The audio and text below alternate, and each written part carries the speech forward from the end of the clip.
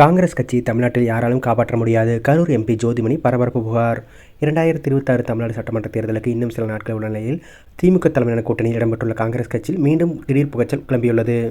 அக்கட்சியை சேர்ந்த கரூர் மக்களவைத் தொகுதி எம்பியான ஜோதிமணி தமிழ்நாட்டில் காங்கிரஸ் கட்சியை யாராலும் காப்பாற்ற முடியாத நிலை உருவாகும் என ஆதங்கத்தை வெளிப்படுத்தியுள்ளார்.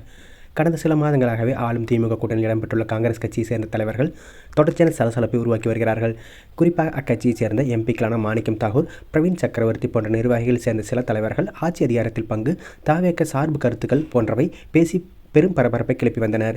மேலும் திமுகவிடம் கூடுதல் தொகுதிகள் வேண்டும் என முன்வைத்த கோரிக்கையால் கூட்டணி முறியக்கூடிய அளவிற்கு பூசல் உருவானது. பின்னர் ப. சிதம்பரம் போன்ற மூத்த தலைவர்களின் தலையீட்டால் 28 தொகுதிகள் மற்றும் ஒரு மாநிலங்களவை இடம் என பங்கீடு உறுதியானது.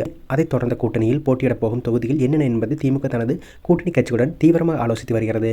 கடந்த முறை காங்கிரஸ் கட்சி போட்டியிட்ட தென்காசி, விருத்தாச்சலம் தொகுதிகளை கூட்டணி கட்சிகளுக்கு விட்டுக் கொடுத்துள்ளதாக தமிழ்நாடு காங்கிரஸ் கமிட்டியின் தலைவர் செல்வ பெருந்தகை தெரிவித்துள்ளார். பேச்சுவார்த்தையில் மொத்தம் 23 தொகுதியில் அடையாளம் கண்டுள்ளதாகவும் 5 தொகுதியில் குறித்து திமுக தலைமையில் பேச்சுவார்த்தை நடத்தி வருவதாகவும் அவர் கூறியிருந்தார். இதற்கிடையே காங்கிரஸ் கட்சியின் தொகுதி தேர்வு பேச்சுவார்த்தை குறித்து அக்கட்சியின் முன்னணி நிர்வாகியும் கரூர் மக்களவை எம்பியுமான ஜோதிமணி பரபரப்பு குற்றச்சாட்டை முன்வைத்துள்ளார். கட்சியில் விற்பனை அணுகுமுறையுடன் வேட்பாளர்கள் தேர்வு நடைபெறுவதாக ஜோதிமணி கூறியுள்ளார். இது தொடர்பாக ஜோதிமணி வெளியிட்டுள்ள எக்ஸ் வலைதள பதிவில், காங்கிரஸ் கட்சியின் தொகுதி தேர்வில் எந்தவித வெளிப்படைத்தன்மையும் இல்லை. வெளிப்படைத்தன்மையோடும் விரிவான விவாதத்திற்கு பின்பே தொகுதி தேர்வு செய்யப்பட வேண்டும் என்ற எங்கள் கருத்தை பொறுப்பாளர்கள் ஏற்றுக்கொள்ளவில்லை. அனைத்துமே மிக ரகசியமான முறையில் நடைபெற்றது. காங்கிரஸ் கட்சியின் நலன் முழுமைக்கும் சமரசம் செய்யப்பட்டுவிட்டது. நம் போன்ற உண்மையான காங்கிரஸ் கட்சி தொண்டர்களின் ஆண்டாண்டு கால உழைப்பை தமிழ்நாடு காங்கிரஸ் கட்சிக்காக ஒரு சிறு துரும்பை கூட கிள்ளி போட்டிராத சிலர் விற்று தின்பதை பார்க்க வேதனையாக உள்ளது. இந்த மோசமான சூழலை கேள்வி கேட்காமல் மௌனமாக இருக்க முடியாது.